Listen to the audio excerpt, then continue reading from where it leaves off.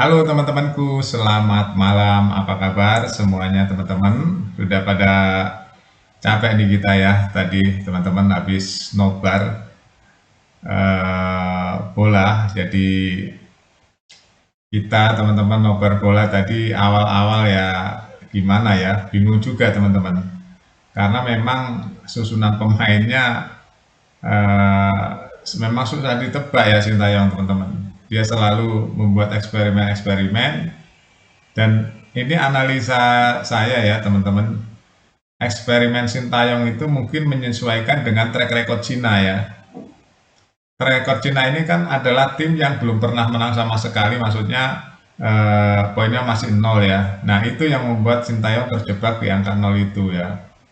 Akhirnya Sintayong merotasi beberapa pemain yang selama ini belum pernah dimainkan, maksudnya belum pernah pakai rotasi seperti itu ya.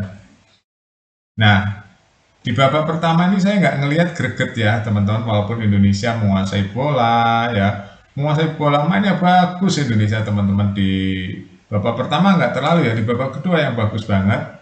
Nah, pertanyaannya kenapa Indonesia bisa kemasukan dan bisa kalah? Ya itu teman-teman. Padahal penguasaan bola menang ya kan, permainan juga lebih unggul.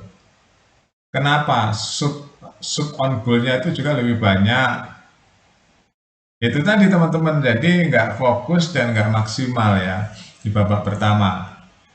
Kita lihat ya, gaya keluarnya malah di babak kedua. Gaya permainan Indonesia yang asli ya, yang benar-benar gaya Eropa, terus permainan juga bagus, itu di permainan babak kedua malahan begitu sudah tertinggal 2-0.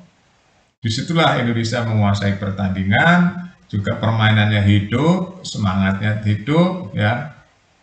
Jadi kenapa babak pertama bisa begitu? Yaitu karena eksperimen ya teman-teman. Eksperimen Sintayong bahwa ini tebakan saya ya, bahwa Sintayong menganggap Cina itu kemungkinan nggak seperti yang terjadi di realitas di babak pertama gitu. Bisa mencuri 2 gol. Ya karena Indonesia nggak terlalu fokus ya. Ini permainan psikologis ya teman-teman. Indonesia nggak terlalu fokus. Terbukti dengan 2 gol itu kan pengawalannya nggak maksimal. Yang gol pertama itu karena pengawalan dari situ nggak maksimal dia ya. Maksudnya nggak mengawalkan benar-benar bola sampai jauh jatuh keluar gitu ya. Jadi akhirnya kaki lawan bisa mengambil bola yang sedikit lagi jatuh ke luar lapangan. Itu nggak maksimalnya di situ, nggak mepetnya nggak maksimal. Yang kedua, yaitu tadi pengawalan lagi nggak maksimal lagi, membiarkan pemain Cina itu leluasa sekali di depan gawang. Akhirnya ya Martin Pas nggak bisa apa-apa, wantuan begitu teman-teman ya. Wantuan gitu berat bagi kiper sebaik apapun, berat teman-teman di depan gawang seperti itu. Nah Hilger terlambat ya, terlambat, nggak bisa menahan pemain Cina. Akhirnya ya itu tadi, di babak pertama kita kayak terbengong-bengong. Padahal kita menguasai pertandingan, tapi kita kalah 2-0 di babak pertama. Nah, di situ lumayan berpikir keras nih Sintayong ya, dengan memasukkan beberapa pemain. Ditariklah Hilger, ditariklah Asnawi, ya kan. Terus akhirnya menjelang babak akhir dimasukkan Arhan. Nah, di situ agak hidup malahan. Arhan masuk malah agak hidup tuh. Lebih hidup permainannya. Crossing-crossingnya bagus.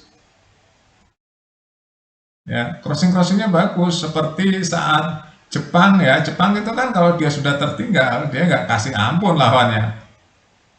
Kalau teman-teman lihat pertandingan Jepang melawan Australia tadi berakhir 1-1, itu golnya semua gol-gol menghalau bola bunuh diri semuanya. Jadi sama-sama cara golnya Jepang dan cara golnya Australia. Jadi Jepang juga bunuh diri karena tembakan dari Australia, Australia bunuh diri karena menghalau tembakan dari Jepang. Jadi sama-sama tuh satu-satu. Apa yang bisa diambil pelajaran dari situ? Saya berharap Indonesia memiliki karakter sendiri, tapi spiritnya kayak babak kedua. Ya teman-teman, jadi babak kedua itu bagus banget permainan timnas Indonesia. bagus teman-teman, passingnya bagus, long ballnya bagus, long passingnya bagus, ya. Tinggal finishingnya juga, sini kita finishing termasuk bagus, tapi belum maksimal ya. Mainnya bagus, penguasaan bola bagus ya. Jadi passing jarak jauhnya juga bagus. Nah, terlihat sekali Indonesia tuh mulai kelihatan bagus di babak kedua. Kalau Indonesia mainnya seperti itu, saya rasa ke depan akan lebih bagus Indonesia, teman-teman. Ya, keluar permainan aslinya di babak kedua. Begitu ingin menyamakan kedudukan. Nah, ada catatan teman-teman ya. Catatan saya juga Cina agak-agak drama nih. Walaupun nggak separah Bahrain ya. Cina agak drama juga. Pertama dia suka ngulur waktu, benerin sepatu lama. Ya, terus kipernya juga suka drama. Lama dia juga mendelay permainan. Ada pemain Cina juga yang suka ya agak-agak drama jatuh-jatuhan begitu juga, tapi nggak separah Bahrain lah ya. Kalau Bahrain parah banget itu teman-teman, parah. Cina agak-agak drama juga karena dia udah menang 2-1 ya teman-teman, atau 2-0 saat belum kemasukan. Ya tujuannya untuk apa? Ya untuk mendelay permainan. Ya sayangnya kita nggak cukup ya untuk mengembalikan keadaan atau meng-comeback Cina, karena memang kita memulainya di babak kedua.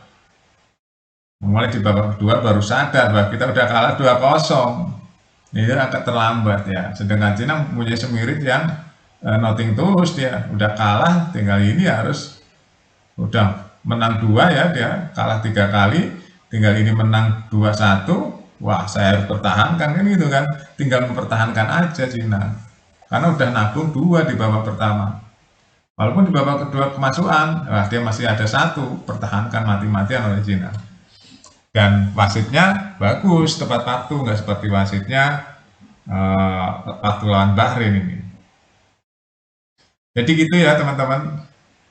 Di permainan sepak bola tuh ada kalah, ada menang ya. Kita nggak usah terlalu menyalahkan siapapun, walaupun kritik, tapi ya kritik yang objektif dan membangun nggak apa-apa teman-teman. Sebagai penonton, sebagai penggemar bola, pendukung timnas, kita kritik, tapi kritik yang membangun ya teman-teman, memberikan harapan. Nah seperti ini kalah ya kita kecewa, mati kecewa ya, namanya kita pendukung timnas pasti kecewa. Tapi ya kita harus objektif juga, jangan sampai membuli ya, jangan sampai menyalah-nyalahkan, nggak juga. Cuma kita kecewa, iya ya, harapannya kita di atas angin karena Cina nggak pernah menang. Itu teman-teman ya, yang pasti kita dukung terus timnas Indonesia untuk recovery ya, recovery, koreksi diri, menambah semangat, menambah latihannya, apa-apa yang harus dibenahi, karena ke depan makin berat. Karena 2 pertandingan yang seharusnya kita mendapatkan 6 poin, hanya mendapatkan 1 poin. Kan kita targetnya dari 2 pertandingan ini 6 poin. 5 hilang teman-teman. Ya, itu harus disusul dengan 2 kemenangan tuh untuk mengejar itu. Oke, itu aja teman-teman ya. Malam banget, udah setengah malam nih ya. Hampir jam 12. Terima kasih, update terus berita-berita di Buat Makan TV. Sampai jumpa.